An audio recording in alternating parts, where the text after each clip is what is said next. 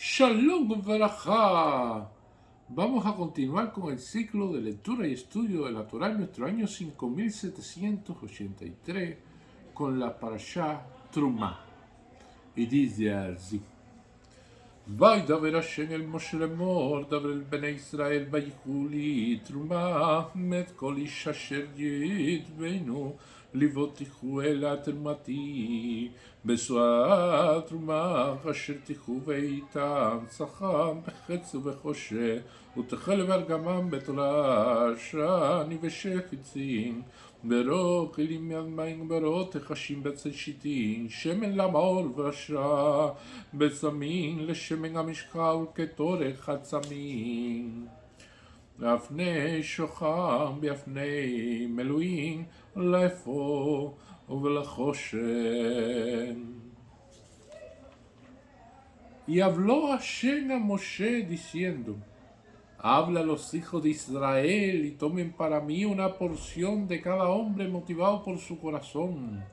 Tomarán mi porción, esta es la porción que tomarán de ellos: oro, plata y cobre, y lana turquesa, púrpura y carmesí, lino y pelo de cabra, pieles de carneros teñidas de rojo, pieles de tajash, madera de acacia, aceite para iluminación, especias para el aceite de unción y el incienso aromático, piedras de shohan y piedra para los engarces, para el efod y el pectoral.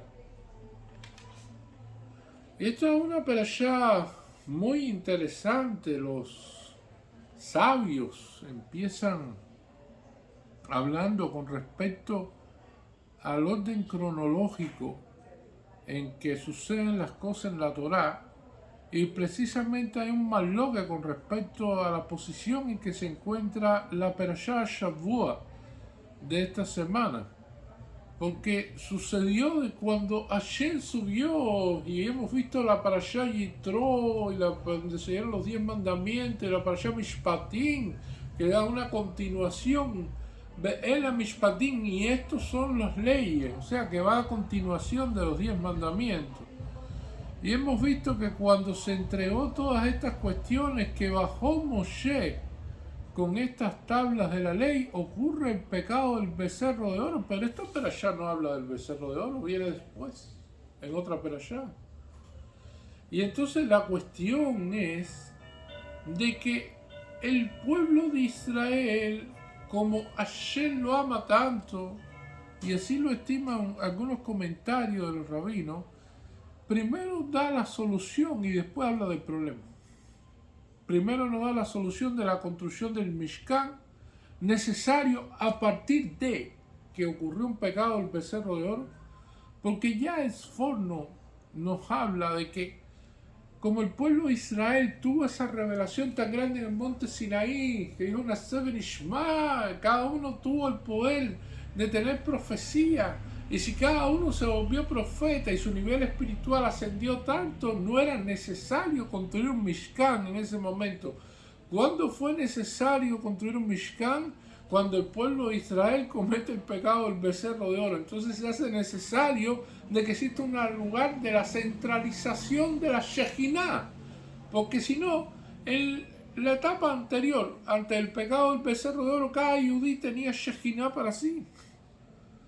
Entonces hubo necesidad después de la construcción del Mishkan a partir de ese proceso. Y entonces de esto Rashi también cuenta sobre el orden cronológico, y Rambam también habla con respecto al Mishkan, de que viene siendo la finalización de todo un proceso desde la salida de Egipto hasta el proceso de ascender los 49 niveles en ascenso de pureza, y después el proceso en el cual el pueblo de Israel comete este pecado, y después viene el Mishkan. Pero Dios, Hashem, en todo, se puede decir la bondad y la misericordia, el Rajamín con que se caracteriza, determinó de que la Parashat Trumá estuviera primero y viéramos la solución como tal, porque ese Mishkan iba a servir para los sacrificios, para los distintos averot que iba a cometer el pueblo de Israel, lo cual no estábamos exentos. Y así ocurrió, o sea, Hashem preparó y estableció así el Mishkan para eso. Entonces, esa es la primera cuestión, la Parashat Trumá aquí en esta posición. La segunda cuestión es que Dios está pidiendo una donación. Y es donde también salta la duda, porque Hashem nos pide a nosotros una donación. ¿Acaso Hashem no es dueño de todo? ¿Acaso Hashem no lo provee todo? Entonces, ¿cómo es que Hashem nos pide una donación?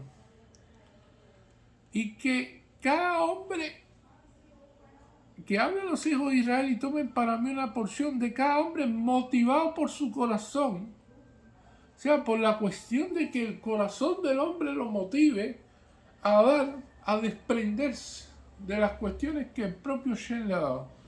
Y es una de las cuestiones interesantes, porque se pudiera pensar, bueno, Hashem podía haber mandado con el man todos estos donativos y todas estas cuestiones, hubieran dicho, mira, aquí tienes, para que contra la construcción del Mishkan.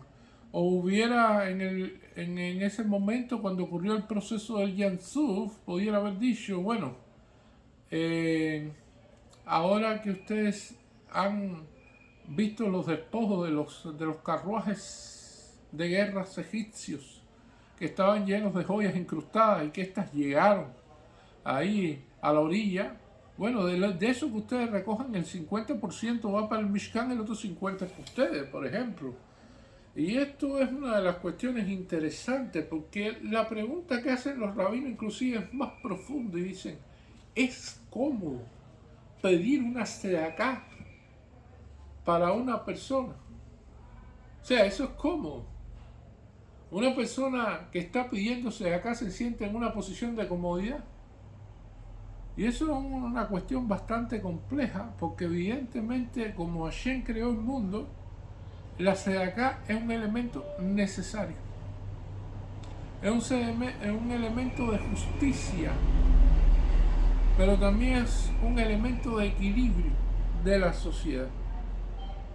Y esto es una de las cuestiones, porque Hashem hizo el mundo de que existan personas que sean ricas y personas de que sean pobres. Y gente que ayuden a las otras personas. Personas que ayudan a otras personas y que ven eso una misión en la vida. Y que precisamente que el hombre venza el egoísmo que por naturaleza Hashem le dio al nacer. Que él, como dicen los jamín, más de lo que hace el rico por el pobre, hace el pobre por el rico. Porque la sedaká salva de la muerte. La sedaká amplía los caminos de la persona, le abre el corazón, ve con otros ojos las cosas, lo determina y entonces se siente útil. Más allá de la cuestión del egoísmo y decir, no, esto es mío y esto es mío y aquello es mío y voy a trabajar solamente para mí. Como muchos piensan, pero no es así. La cuestión de la línea que siguen los Yehudí, que seguimos en la Torá, que seguimos en la línea de las Mifot y todas estas cuestiones, siempre es dar y recibir. Y es mejor dar que tener que recibir. Siempre ha sido así. La persona, mientras más das, más, entonces Hashem más lo bendice. Y en ese proceso el hombre debe pensar en el prójimo y no debe pensar en él solamente. Desterrar el egoísmo con que nacen los seres humanos. Que nuestras acciones sean superiores a nuestras palabras. Que hagamos más y hablemos menos. Que es precisamente la forma de Abraham Avinu cuando le dijo a esos emisarios que envió a Hashem cuando se hizo el Brit Milá y estaba agobiado y no, porque no tenía visitantes, y le dijo, les voy a dar un poco de pan, y le preparó un banquete. Y esa es una de las cuestiones interesantes. Y eso lo dicen nuestros sabios lo establecen en el Talmud, en Sanedrín, en la Gemara, está escrito, que una generación, si no tiene méritos propiamente, porque no es una generación de sabios, no es una generación tan versada en la Torá, no es una generación tan preparada en Misbó y todas estas cuestiones, hay una cosa que nos salva de toda esta situación. Hay un elemento en el cual nos permite elevarnos y permite realizar todo lo que nos falta y se compensa en la balanza. Y estas son las misvah de Hetze, de Maseto Bin, de buenas acciones. Son las que realmente compensan a la persona que no tiene lo necesario para ser un sabio, un jajam de la Torá. Y estos son elementos importantes a tener en cuenta. Y nosotros siempre vemos que esto está presente propiamente, inclusive hasta en las festividades. Próximamente nosotros tenemos festividad de Purim. Y en Purim tenemos Matanola Benionim, que es establecer donaciones para los pobres, para los necesitados, como algo de una misvá propia de Purim. Pero además de eso está Mishnoah Manot, o sea, de 2 regalos comestibles a 2 amigos también, o sea, la establecer de cuestiones de Hetze, de buenas acciones, de establecer todas estas cuestiones que están presentes en el diario quehacer de Yehudí y también presentes en nuestras festividades propiamente como tal. Y esto es una de las cuestiones interesantes. Hashem no necesita de nuestra donación. Somos nosotros los que necesitamos donarle a Él. Precisamente para el proceso de expiación que tiene que hacer el pueblo de Israel en la construcción del Mishkan, para tener un lugar para hacer los sacrificios necesarios, para entonces expiar los pecados que ha cometido. Por lo tanto, es la salvación propiamente del pueblo de Israel que se establece así. Nuestros sabios dicen, bueno, cada persona nace con su nivel de egoísmo. Evidentemente, nosotros cuando vemos un niño chiquito y usted le da una bolsa de dulce y usted le dice, dame uno, muy probablemente, normalmente un niño te va a decir que no. Y si te da uno, generalmente es porque piensa que vos tenés 20 después. O sea que sencillamente la cuestión con que nace una persona, la inclinación que tiene una persona es precisamente a no dar de esa manera. Y entonces la persona, a través que pasa el tiempo, a través de la educación y a través del cumplimiento de las misvot y todas estas cosas, el corazón de la persona se abre precisamente para entender los problemas de los demás y para ayudarlos. Es la Parashat Trumá lo que nos quiere decir con eso. Y está mirando el corazón de las personas para que tomaran una porción precisamente dentro de los nombres que tiene el dinero, en el cual se establece dentro del pueblo de Israel lo que está escrito. Uno de los nombres es Danim, que viene de Dan, que es sangre. Y eso significa de que muchas personas, sangre, sudor y lágrimas para obtener dinero. O sea, lo llevan en la sangre, que han tenido que, se han jugado la vida, precisamente en viajes difíciles, realizando maniobras complicadas, estableciendo cosas para obtener dinero, para obtener parnasá. Y entonces estas personas, por eso le es tan preciado y le es tan difícil, entonces dar. Y ese proceso de dar que eleva espiritualmente a la persona es un proceso en el cual Hashem lo está mostrando aquí. Y a Hashem no le interesa cuánto en realidad es la persona, sino de qué forma lo da. O sea, la forma que lo da con el corazón, más que por una obligación o por una cuestión de que, bueno, si fulanito dio, para que los demás no digan que yo no di algo, yo también voy a dar, porque imagínate tú la posición mía que se ve socialmente, porque si el otro dio, yo tengo que dar también. No, la posición de querer dar con el corazón, de querer compartir lo que uno tiene, de querer lograr esa cuestión. Y esto es un elemento importante. Nosotros vemos que el régimen de sacrificios que existían como tal, que se hacían en el Mishkan y después en el Beit Hamikdash, habían unos que eran de harina, sencillamente se hacían con harina, y los pobres a veces la comida que tenían, que era únicamente harina, eso es lo que ellos ofrecían como sacrificio, y eso ayer lo veía más grande que un cordero que diera una persona rica que tenía miles de corderos. Hashem veía ese sacrificio mucho más grande, porque precisamente la persona se deja de alimentar él mismo para dar un sacrificio a Hashem. Y esto es una de las cuestiones interesantes también que vamos a ver, que no solo es cuánto, sino el cómo.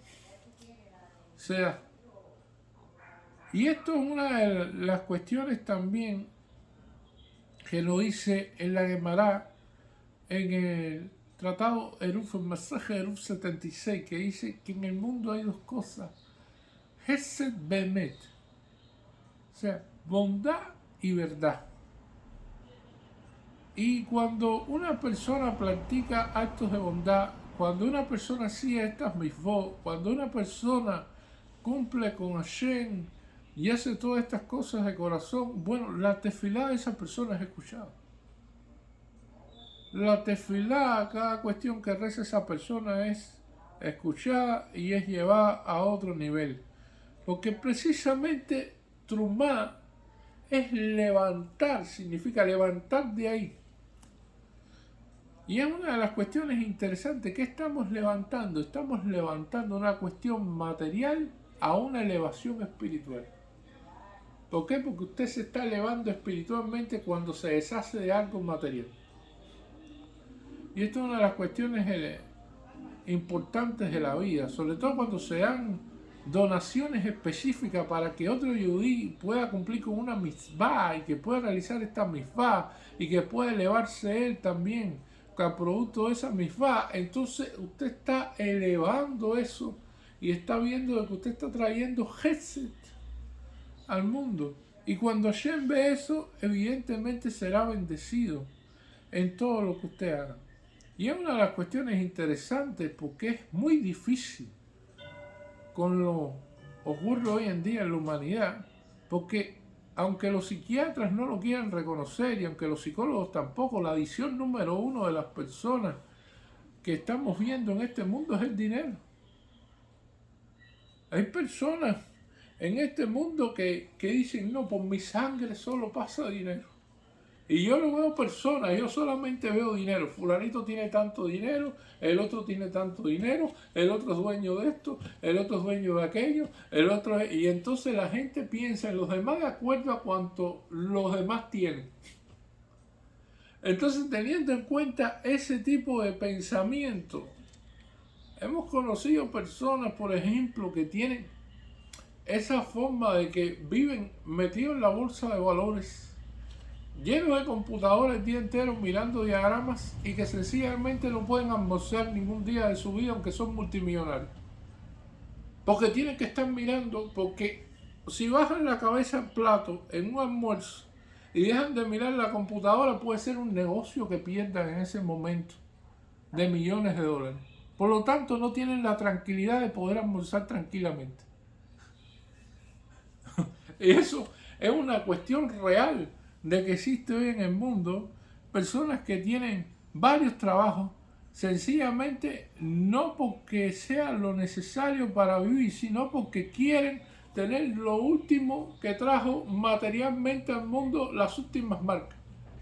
Y entonces se desgastan en eso, en seguir una especie de tecnología y una especie de cosas, y esto es lo último, y esta es la cuestión última que salió, y yo tengo que estar aquí, y entonces se desgastan en tener esto, y es una competencia que tienen con eso. Y en definitiva,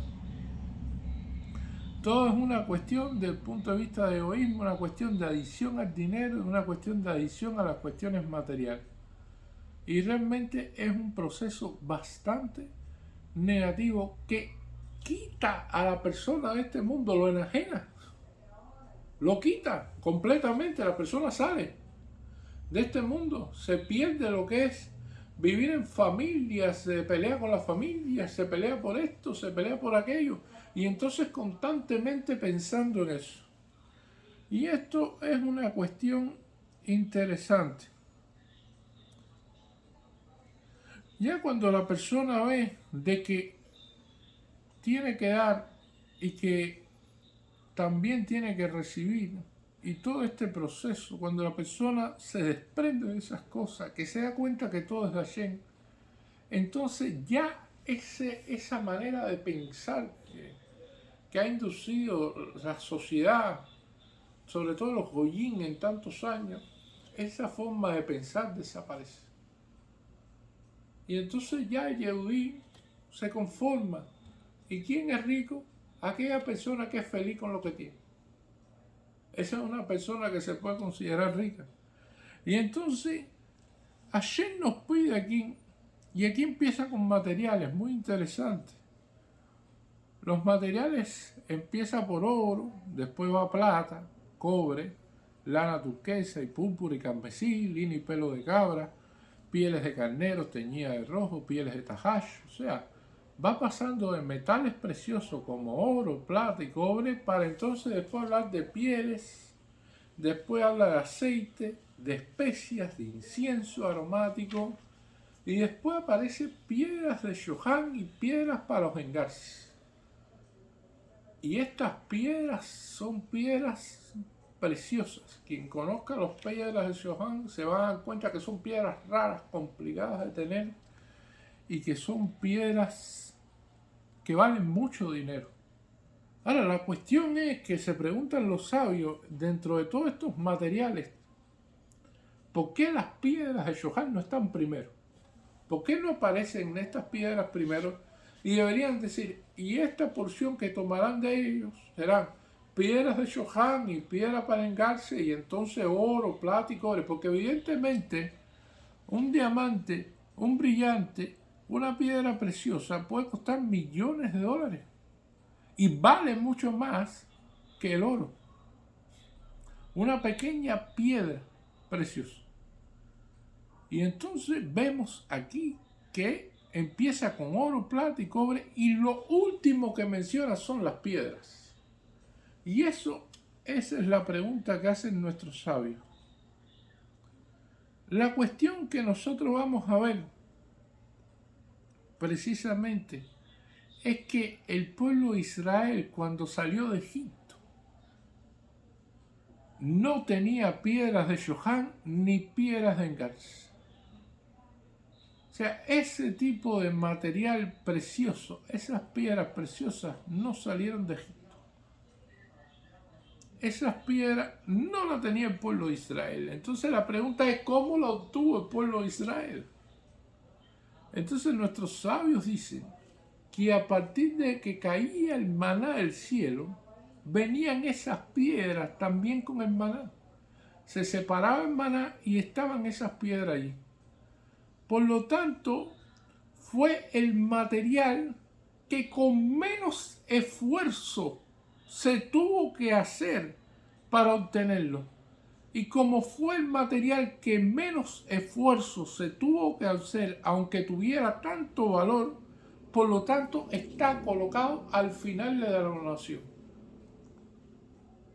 Porque la donación está entre mayor esfuerzo a partir de lo que tuviste que traer y de menor esfuerzo que Hashem literalmente te lo bajó del cielo, hermana, y por lo tanto no tuviste que hacer nada para buscarlo. Y esto es una de las cuestiones interesantes que vamos a ver aquí. Nosotros vamos a ver de que hay que construir un Mishkan, pero si Hashem vive en cada una de nuestras casas, pero para que sea así, tiene que existir un Mishkan en el cual exista y se centralice la Shejinah como tal. Y hay personas que te dicen en la vida, no, cuando tú estudias Torah, tú le preguntas y Dios te dice, no, yo estudio todo el día. Yo tengo 5 minutos, abro el Humash y ya me pongo a estudiar Torah. Si no, después tengo 10 minutos, abro la Gemara y estudio el Daf Yomi en 10 minutos. Y así, sucesivamente. Y entonces hay personas que dicen, bueno, yo cada día después que hago Shacharit, tengo 1 hora en específico para estudiar Torah. 1 hora que es inviolable. Que no es si tengo 5 minutos, si tengo 10 minutos. Yo tengo 1 hora específico para estudiar Torah. Que se está dedicada a Hashem. Y entonces nuestros sabios establecen que vale más la persona que establece un horario en específico para estudiar a Hashem 1 hora al día, sí o sí, que va a tener, que no cada vez que tenga un tiempo libre. Porque puede ser que no tengas tiempo libre. Puede ser que no tengas un momento para estudiar. Puede ser de que el día se convierta en una complicación, más en estas sociedades en que vivimos hoy en día. Por lo tanto, la cuestión es de que la persona debe fijar un momento fijo en el día para estudiar Torah, y ese momento vale más que decir que en todo momento, cuando tengo un momento libre, cuando tengo un momento de esto, él va a estudiar. Y este estudio de la Torah y esta cuestión que nosotros dedicamos a Hashem junto con los Masim Tovim van a hacer que nuestras tefilot sean escuchadas, que sean respondidas prontamente, de que podamos ver mejores tiempos, Besra Hashem. Y eso se lo deseamos a todos. Muchísimas gracias.